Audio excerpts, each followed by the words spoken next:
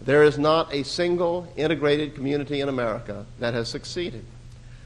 There is no community in which immigration has led to greater happiness and fulfillment. Such things exist only in the imaginations of liberals, who are always willing to try yet again a long-failed experiment. They even talk about their policies as experiments when they're not talking about their dreams. One would hope that people that govern countries would be tuned in more to practical matters rather than to be distracted by fantasies and dreams. But liberals themselves speak of themselves as dreamers and the dreamer and the dream. We speak in terms of reality. And as people who believe in the scientific method of the West, we draw conclusions from their failures. They appear to be manic and unable to draw the lessons, the experiences from the failure of their programs. As each liberal program fails, the liberal, manic-like, focuses on the horizon and he sees his utopia hovering there, where everyone of every race and hue will be exchanging notes in their bathroom over the efficacy of Pepsodent toothpaste or whatever, and everyone will be living in harmony and happiness.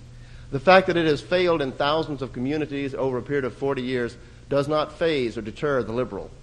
He is convinced that he is only one more civil rights law, one more draconian weapon in the hands of government to curb our people's freedom and to force this upon them. Maybe it hasn't worked before, but we're going to make it work in Louisville. It didn't work in Miami, but we're going to make it work in Jacksonville. And so the liberal, amazingly, draws no conclusions from data.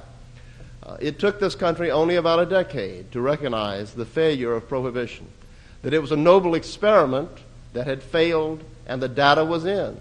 And prohibition, ladies and gentlemen, did not fail with anything like the 100% failure rate of the liberal experiment of multiculturalism and racial integration.